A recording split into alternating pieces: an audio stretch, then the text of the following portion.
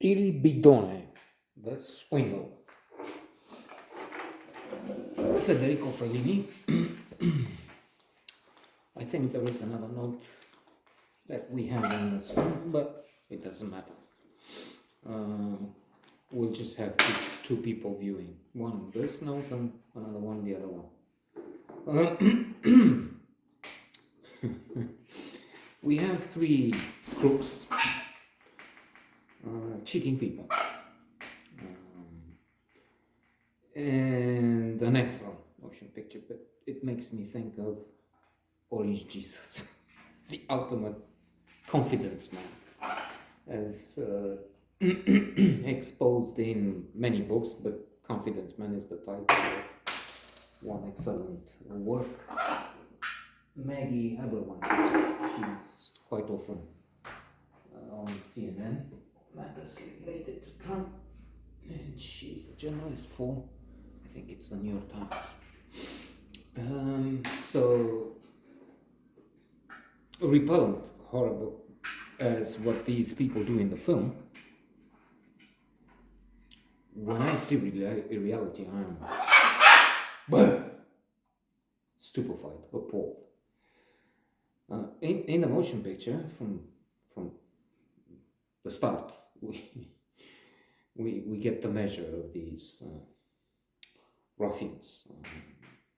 They go in suitable clothes, and they pretend one is a monsignor and another one is a priest, and then there's the driver, and they arrive at this farm, and they say something like, "Look, we had some confession, maybe back in Rome, but anyway in the city, and we learned from a sinner who was dying, something like that, he has killed someone and he's buried the body and the treasure on your land. Do you have an isolated tree?" Yes, it's near the vineyard or something. So let's see. Just a broad outline. And they go there, and the driver starts digging, and helped by the women, the two women, I think they pick, well, I'm sure, they pick their targets with care. Gullible, defenseless, things like that. At one point, one of them would say, I can sell ice to the Eskimos, something like that. Alas, instead of using his talents as a salesman to really sell something, vacuum cleaners, whatnot, he's just selling false treasures, and he just takes money off people. So they get to a cranium, a skull, and then, surprise, they find a box, and in the box, gold, some supposedly, the viewers know that this is just fake, and the women are aiming for a big loss, because in the will it says something like, okay, I will let the treasure go to the owner of the property where I buried it, on condition that they paid for 500 messes, 500 services, religious services, and that's at the cost of 500,000 lira. Back then, a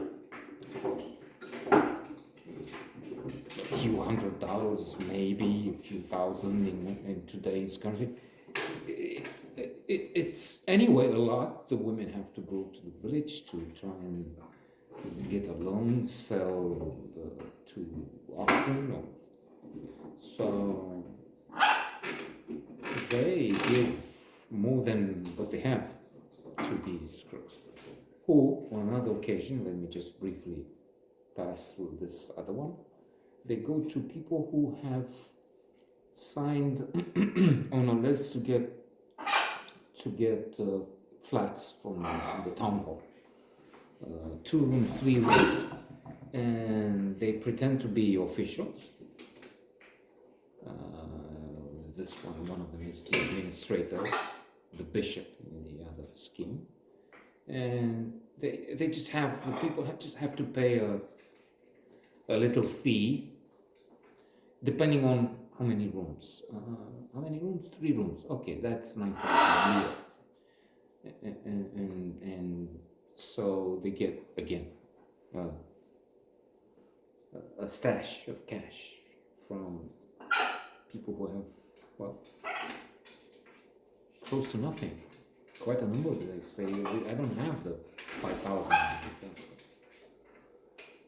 So anyway, this isn't a film, but in conclusion, to me, it's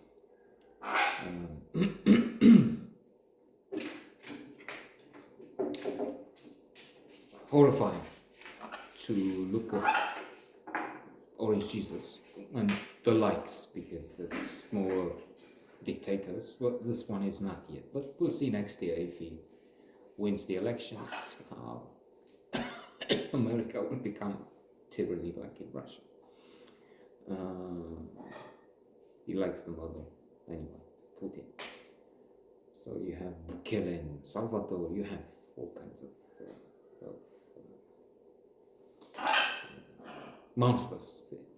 That's not. But in what used to be the model, the greatest democracy in the world, to have this rotten scoundrel, narcissistic, a liar, a cheat, a swindler, sentenced to pay, well, it's 500 million more with the defamation and the rest, but still, because he lied, because he was going to the banks to get money, defrauding, making losses, no matter what he says. No victims. And, and then for tax purposes, saying he has nothing, claiming here he has flat 3 times bigger than the flat was. And then for tax purposes, nothing, I have to pay 0. So anyway, that's, to me, that's outrageous. Okay, in the film, but this is on a mass scale. 70 million, and he has fans around here too. Earlier this morning we were discussing it. He's not so bad, and